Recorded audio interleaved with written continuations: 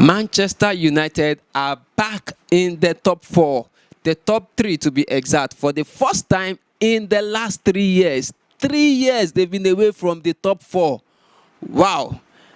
All thanks to a run of coaches that they've had who have not really actually added more to them, and especially the Ruben Amorim era. That was something else entirely that I'm sure every Manchester United fan would want to forget in a hurry, because 3 years, that's 1.5 years of Amorim, and then another 1.5 years of who was the guy that was there before.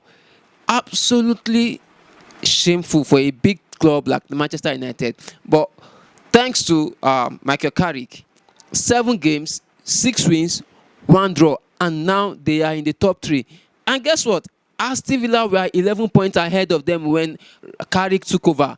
And I must actually apologize to Manchester United fans. The last time I was analyzing, I really didn't give them much of a chance of making it to the top 4 by the end of the season, because, of course, looking at Aston Villa, Liverpool, Newcastle, and all of them. But we've seen Aston Villa have a run of poor games. Come on, how do you lose 2-0 to the bottom team in the league? And you want to qualify for the Champions League, Aston Villa? How do you lose to Wolves? How?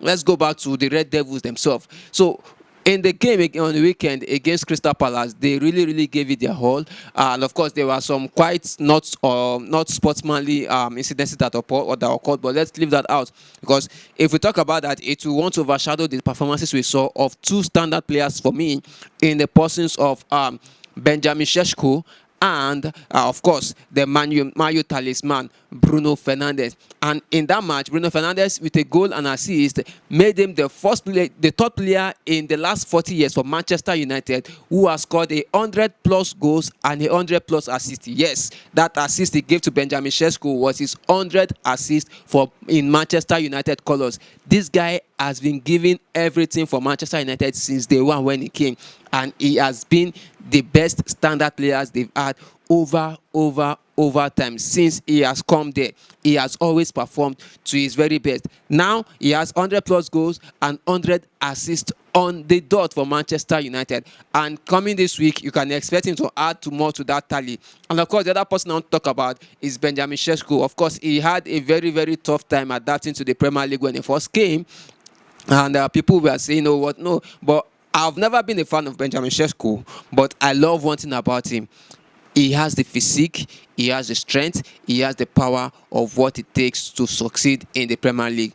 However, he was still playing with the mindset of what he had in the German Bundesliga, where he always had time and space. In the Premier League, you barely have time and space. Now he has learned that, and he's adapting at a very frightening rate.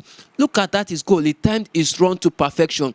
He stole the header right in front of the defender, and there was nothing the keeper could do. Shout out to Sané Lamens. I remember beginning of the season when Man U signed him, I was very excited to watch him, because being a goalkeeper enthusiast myself, he was one of the best young goalkeepers. In fact, as at the beginning of the season, he was ranked number 1 among goalkeepers under 23 and under in top 5 leagues in Europe as at that time. And I told Manchester United fans getting that if this guy plays regularly, they would not regret it. And of course, since he got his chance, he grabbed it with both hands and he hasn't let go. So that's that for Lamens. Really proud of the work he's doing. He should keep it up. So Manchester United now back in the top 4. Now they are dreaming of a return to the Champions League. They are dreaming of a return back to international superstar. And I'm thinking with this line of results, Carrick should be given a permanent role in Manchester United as their coach. And giving a better contract, giving the contract, make money available for him, let him build this thing.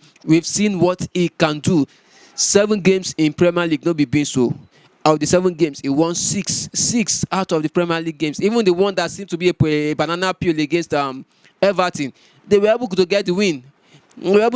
Despite how tough that game was. That was very wonderful. So Michael Carrick, big thumbs up to you. Well done.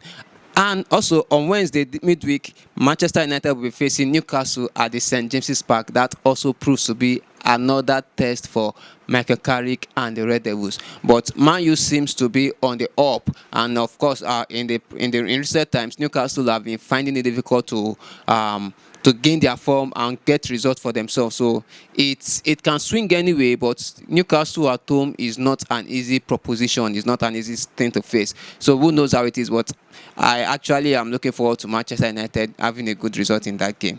And so let's see how that goes. So Manchester United, welcome back to the top 4.